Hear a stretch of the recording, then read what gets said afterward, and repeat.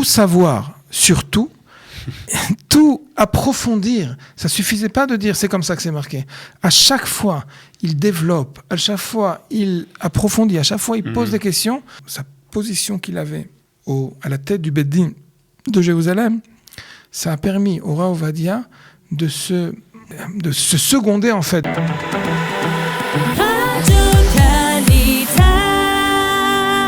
Rav Avraham Drey, comme chaque semaine. Shalom. Avec la photo derrière le Rav. Rabbi Shalom Messas. Rabbi Shalom Messas, qui habitait à Jérusalem et qui était le grand rabbin de Jérusalem. Et qui est en fait un contemporain pratiquement, puisqu'il est décédé à quoi, une dizaine, une quinzaine. 2003, ça veut dire que c'est... une dizaine d'années. La vérité, c'est que ça paraît très peu, mais ça fait déjà c'est plus de une vingtaine d'années. Et alors, pourquoi avoir choisi aujourd'hui la figure? D'abord parce qu'en vérité, on pourrait en parler toutes les semaines. Il est tellement présent dans nos cœurs. Alors, on a parlé du Rav Yosef Messas, qui était son cousin. Le cousin, Haïfa. Exactement. Voilà. Donc, c'était le cousin du père de Rabbi Shalom. On les est très souvent, c'est très souvent un peu un amalgame entre les deux grandes figures. Maintenant, on va parler de Rabbi Shalom. C'est autre chose. Alors, Rabbi Shalom Messas, il est né au Maroc? Il est né au Maroc, il est né à Meknes, on en a parlé souvent, et il est né en 1909. Il est la figure peut-être essentielle du judaïsme marocain qui a pas seulement mis un pied en Israël, mais qui est devenu une des figures principales du judaïsme en Israël. Il a été nommé par le Rav Ovadia Yosef lui-même, et il était un peu moins de 10 ans, Rav Arashi, le grand rabbin du Maroc.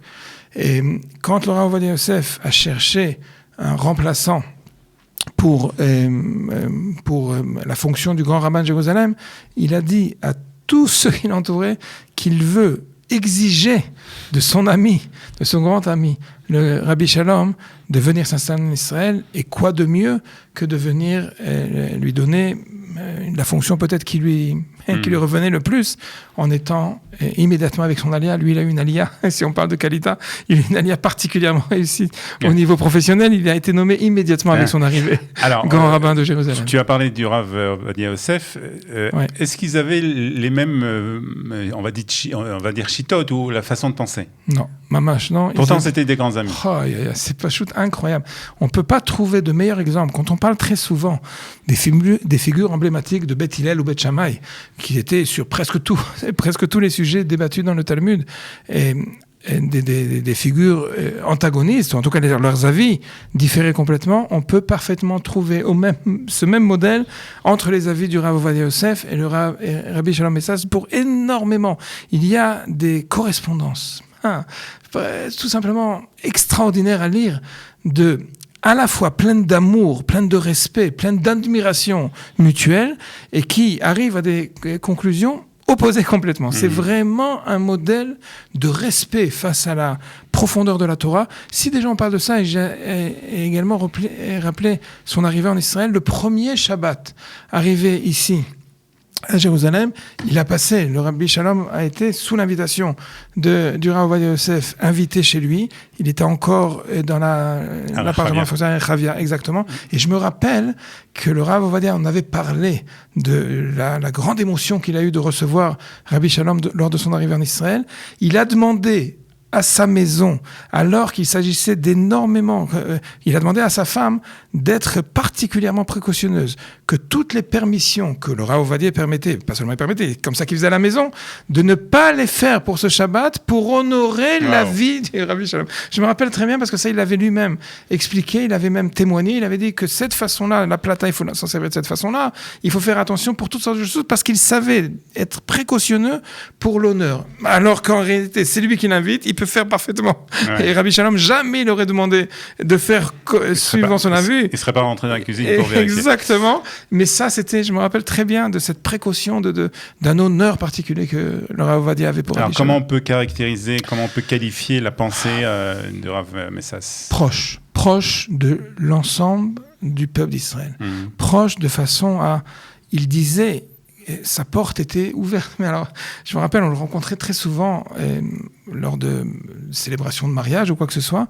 Et quand on osait aller lui poser des questions, il disait pas de problème, viens demain à la Lishka, viens à la maison. C'était vraiment impressionnant. Je me rappelle, c'était les premières années que j'étais en Israël, et il était non seulement à proximité, mais vraiment, vraiment disponible complètement. Ça, c'est peut-être un premier aspect. Au niveau de l'érudition, ça, c'est vraiment, on a l'habitude quand on parle d'érudit, quand on parle de puits de science, on parle du Rav Ovadia avec les livres, avec l'œuvre qu'il nous a transmis, c'est vrai.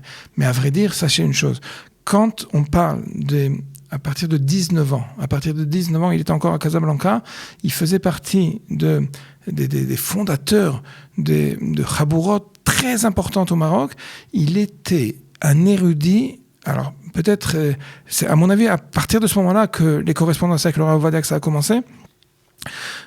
Tout savoir sur tout, tout approfondir. Ça suffisait pas de dire c'est comme ça que c'est marqué. À chaque fois, il développe, à chaque fois, il approfondit, à chaque fois, il pose des questions. De nombreux cas, ça aussi c'est important, sa position qu'il avait à la tête du Beit Din de Jérusalem, ça a permis au Rav Ovadia de se seconder, en fait, de trouver quelqu'un pour des questions critiques. Il y avait une spécialité, non ? Agounot. Il s'agissait véritablement des femmes qui on avait des difficultés pour prononcer leur guette, pour recevoir leur guette. Et très, très souvent, le Rav Ovadia, qui était très, très occupé par ce genre de questions, il a de nombreux cas envoyés directement chez Rabbi Shalom. Et Rabbi Shalom, par humilité face au Rav Ovadia, une fois qu'il avait terminé sa décision, il lui demandait exactement. Il lui disait jamais je pourrais donner un dossier, terminer un dossier sans l'accord de Rav Ovadia. Rav Ovadia très souvent dit si c'est Rabbi Shalom qui a dit, c'est clair. Et c'était vraiment vraiment un amour, une complicité. C'est peut-être le meilleur terme, une complicité entre ces deux grandes figures. Vraiment vraiment de toute de grandeur, de lumière, d'amour, de profondissement extraordinaire. Alors, est-ce qu'il y a un psak halacha qui te revient, qui a été peut-être un peu plus connu, un peu plus peut-être même entre guillemets révolutionnaire par rapport aux autres ? Il y a eu un grand choix qu'il a pris justement à la tête de la rabbanout ici à Jérusalem. Toutes les questions, c'était le plein essor de Jérusalem. À chaque fois peu importe à quelle époque on dit, toujours on dit il y a des nouvelles, grâce à Dieu, ou venez Yerushalayim, des nouvelles Shronot, des nouveaux quartiers. Il a été le premier à déclarer et l'ifsok que toutes les quartiers, on va appeler périphériques, c'était Ramot à l'époque. Aujourd'hui, on va de plus en plus vers le nord, de plus en plus. Il s'agissait de savoir qu'est-ce qu'on fait à Purim, qu'est-ce qu'on fait, alors que au niveau des critères, on va appeler des classiques traditionnels, s'il y a un rappelez-vous, quand on sortait du centre-ville pour aller vers Guilo, par exemple, ou pour sortir vers Ramot, il y avait tout un grand passage qui aujourd'hui, Baruch Hashem, a été rempli et qui va encore plus se remplir, Bezrat Hashem Yitbarach, mais il s'agissait de savoir, alors c'est oui Jérusalem ou pas Jérusalem ? Et la question était particulièrement importante en ce qui concerne Purim. Est-ce qu'on fait Purim le 14 ou bien le 15 Adar ? Il a prouvé, il a écrit, il a établi que tout ce qui était relié à la Arnona, à savoir aux taxes fiscales, à l'impôt fiscal de la municipalité, était obligatoirement, peu importe au niveau géographique, et c'est comme ça que ça a été reconnu par l'ensemble de toutes ces communautés ashkénazes, séfarades, de toute obédience, par la psycha qu'il a pris. Très bien.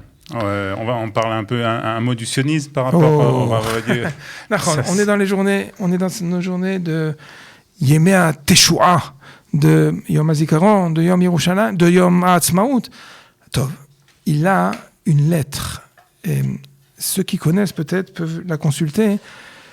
Il y a un sidour qui a été édité par le Rav Uri Cherki à propos des prières à célébrer. Pour Yom HaAtzmaut et Yom Yerushalayim. Là-bas, il a mis en introduction un index, la correspondance qu'il a été écrite. Il est d'une émotion particulière. Il faut lire. Je pense que c'est vraiment important de lire, de comprendre à quel point c'était pas seulement un amour d'Israël, et on va appeler ça comme ça idyllique, quelque chose dans l'imaginaire, pas du tout. Il a su dire, déclarer et insister sur le fait qu'un jour pareil, qu'un jour où on a la possibilité de reconnaître la valeur spirituelle, des bienfaits d'Akadosh Baruch Hu, de la bienveillance d'Akadosh Baruch Hu, c'est un devoir total de remercier Akadosh Baruch Hu, de faire de cette journée-là une journée de fête, lui-même, partir du Maroc et d'être immédiatement intégré ici dans le monde rabbinique comme grand rabbin de Jérusalem, il a partagé avec tous et c'est l'occasion également de le rappeler. Voilà, donc une très grande figure du judaïsme séfarade et puis qui continue, puisque ses enfants son fils, Rabbi David Messas, Zecher Tzadik Livracha, était le grand rabbin de Paris, son petit-fils, ses petits-enfants, c'est vraiment une famille. Exactement. Très bien, merci beaucoup. Shalom. Et à la semaine prochaine. Très bien. Shalom. Au revoir.